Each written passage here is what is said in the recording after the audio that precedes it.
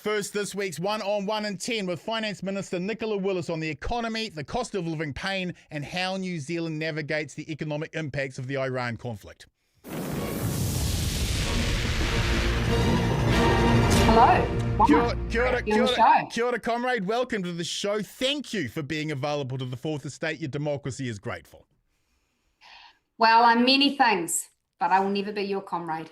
Minister, I put to you that New Zealand is three enormous, sparsely populated islands that has always relied on the state being the 40% foundation stone. The free market dynamics that you champion don't work well in low population density, and your critics will argue your belief that the state stepping back allows the market to come in and do it cheaper is little more than economic vandalism that would make Milton Friedman blush. Your response? Well, first of all, I'm a numbers gal, so let's be accurate about the numbers. Actually, when Grant Robertson first came in, the government represented about 27% of the overall economy in terms of net core crown spending. And our goal is to get it back to 30. He let it get up to 34%. And actually, that number has been relatively stable over Labor and national governments. Why? Because when you let government get too big, you are taking that money from the back pockets of people who are working hard, who are investing. And you've got to be able to look those people in the eye and say, the government is going to spend that dollar better than you will. Now, of course, it's very important that the government is funding hospitals, it's funding schools, it's funding core infrastructure, it's getting police on our streets. But you can have too much government, and it always comes at the expense of working people who are paying the tax. Under Labor... And Max Harris is going to come on later, and he's going to say to you, tax is love. Well, I'll tell you what, Preach. It's not loving to take someone's hard-earned wages out of their back pocket and go and waste it on government. Well, let's talk the numbers, because you love the numbers. Net core crown debt rose from 58 billion in 2019 to 180 billion after COVID. Under National, you borrowed 15.6 billion in 2025, and net core crown debt is predicted to be around 197 billion by June of this year. Your government makes much of Labor borrowing for a once-in-a-century pandemic to explain the current economic situation. But how hollow is that criticism when your government is borrowing more than Labor did? Well, let's be clear. Around half of what I'm borrowing is literally to pay the interest on Grant Robertson's debt. But you knew that. The interest bill on that debt mountain he left me with is around 9 billion a year. So that's something that we just have to pay. And then when you look at what am I actually doing with my discretionary spending choices in order to get things back on an even keel, because it's not just that he left us with debt, it's that he left us with spending completely outpacing our ability to earn it. What I'm doing to get it back on an even keel is I'm making savings. I've made $43 billion so far over a couple of budgets so that we can invest in the things that really matter. So we're focused on education and health and law and order. And what we're not so focused on is growing the public service in Wellington. We're not focused on government bureaucracy, on new schemes that go nowhere. We don't think it's a good idea to be spending hundreds of dollars a night to put people in an emergency motel room when actually everyone would prefer that they were in a permanent social house. So we've gone through and we're tidying up the budget. And yep, we've got debt to repay. That's why we need to get the books back in balance. But what doesn't help with repaying the debt is opposing every single saving that we want to deliver, which has been the position of the opposition today. Isn't the real issue behind the Moody's downgrade not the borrowing, but in amputating any new revenue sources like a wealth tax, a sugar tax, a financial transaction tax, an inheritance tax, a windfall tax, a vice tax? Why will you do everything except tax the rich? Well, we do tax the rich. We ask them to pay more tax than we ask lower income people to pay. We have a progressive tax system and we tax wealthy earners more. And I actually think that's a good thing. But I don't think it's a good thing to be saying that's the solution to the government's spending problem. Because let's be clear, that's what it is. Spending got completely out of control, completely disproportionate to its history, that the way to control a spending problem is by taxing more. That's like saying the problem with an addict is you've got to make sure they've got their supply of booze. Actually, what you've got to do is control the problem, which is the spending. And so that's been our focus. And remember, every time you say, I want to take more tax, you're not just putting at risk the tax of that individual person paying the tax. You're weakening the incentives in the economy. We actually need people who want to invest, who want to take a risk, start a business and hire some people, who actually want to go and do all of those years at university to get that medical degree so they can earn that surgeon's income. We need to incentivize that. So you can punish them, but do you know what they do if you punish them too hard? They leave. They simply say, I'll take my wealth, my talent, my skill, and I'll take it to Australia. 200,000 have already done that, right, Minister? Supermarket duopolies, petrol oligopolies, and billionaire class plutocracy. I'm not looking for socialism from the National Party. I'm just looking for basic regulated capitalism. When will this government do something meaningful against those power structures in our capitalism?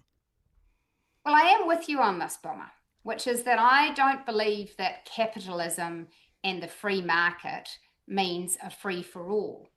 Actually, the premise of free market economics needs to be competition and the dynamic of firms and individuals competing with each other to get the best offer to the consumer.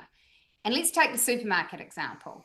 In New Zealand, what we allowed was mergers of the existing commercial structures to occur, such as that now we do not, in my view, have a properly competitive supermarket market. We've essentially got a duopoly in each island. And so you don't have that market dynamic. And by the analysis of independent people, and Foodstuffs will swear against this till they're black and blue, but independents say the margins that our supermarkets are able to charge compared with those offshore are larger because it's not competitive. So I do believe in competition. That's why we're reforming the Commerce Act. And that's why I'm taking a good hard look at the structures of the supermarket sector.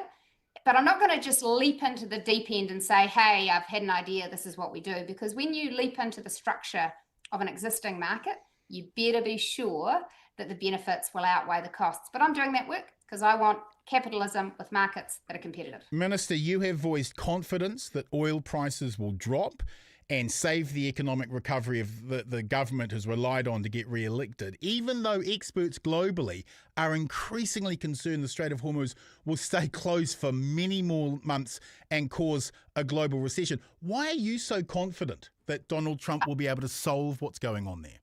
Well, I don't think I have expressed that degree of confidence. What I've said is when Treasury first put together a few scenarios for me, one of those scenarios had the oil price staying up at $180 a barrel all through this year. Whereas what we're seeing now is that it's at about 108. So in the spectrum of scenarios, we're not seeing it play out as badly as some scenarios said. But I'm actually with you in the sense that I am worried about where the oil price goes if we don't get a sustained ceasefire, if the Strait of Hormuz doesn't reopen. I am worried about the damage that's already been done. Let's be clear. The war in the Middle East has made the whole world poorer. We are all poorer as a consequence. It's going to drive inflation for us and other countries around the world. It's going to take points off growth. And growth isn't just numbers on a spreadsheet. It's going to actually take away employment opportunities. It's going to reduce people's income opportunities. All of that is real. I'm not putting a gloss on that. That's just what we have to deal with, because New Zealand can't put up a wall and say, no Trump effects here. Unfortunately, what he does has an effect for us.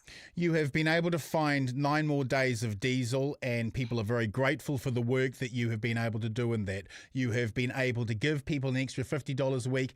People are very grateful about that. But we're getting stories that people are so poor they can't afford the petrol to go pick up the food from the food bank, that they can't choose, they can't get to Auckland for the chemo or for the medical services they're needing. Nobody in New Zealand should have to choose between paying the petrol and getting chemo, should they?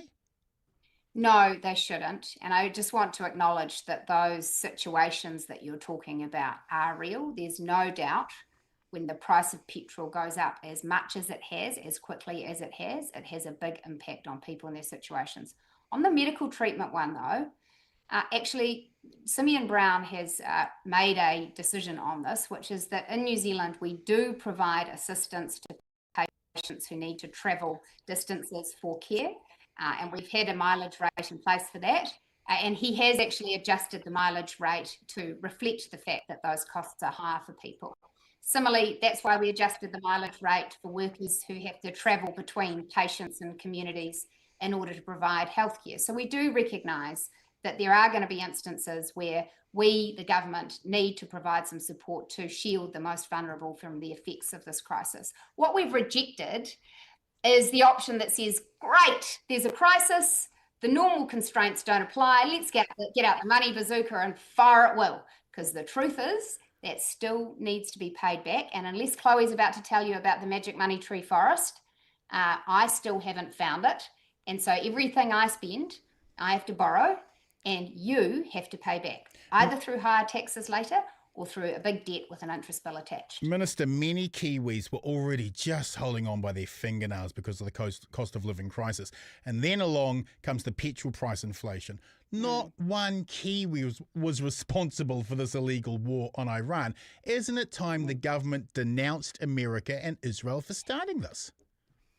Well, we have been pretty clear that we don't think that the war is delivering any good things for New Zealand, that we want a ceasefire, we want it to endure, we want negotiations to take place, we want humanitarian law to be upheld, which, by the way, is very clear. You don't target civilians and civilian infrastructure.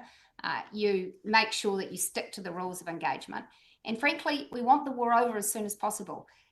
The problem is, it's not like I write a memo as New Zealand Minister of Finance, dear Mr. Trump, could you please do the following? And then he receives the memo and says, well, I was a bit on the fence, but now Nicola Willis has written to me and I'm going to rethink my plans. Oh, that's so unfair of you, Minister. I'm sure it would have an impact. Hasn't President Trump, by launching this ill-thought-out, mad military adventure, committed the worst geopolitical blunder since the invasion of Vietnam? Well, as I said, there's no doubt this conflict has made the whole world poorer. And it is difficult from my perspective, down in little old New Zealand, afflicted by the waves of economic turmoil elsewhere in the world, to do anything other than say it is a most unwelcome foray. Finally, Minister, a multi-choice question to end on. What do you regret most as Finance Minister? A, borrowing billions for tax cuts we couldn't afford. B, cancelling the IREX ferry deal. Or C, agreeing to appear on this podcast. Or D, likening tax reduction plans to sausages and factories and the size thereof. That was a very embarrassing moment for me. And I'm very proud, actually, that we delivered tax relief, completely delivered out of savings elsewhere in the state. Because the thing that people like to forget, and Chloe will forget it when she comes on later, is that is making, on average, a household with children $78 a week better off a fortnight than would otherwise be the case. So anyone who comes on the show and tells you they care deeply about the cost of living should tell you why they would cancel that $80 for hardworking families with kids. Because I reckon we did the right thing of getting the balance between ensuring Kiwis can keep more of what they earn, but delivering that through a bit of restraint in the government's own spending. Thank you, Minister, for having the mana to front tonight. It's more than can be said of Jordan Williams. We'll talk again soon. Thank you.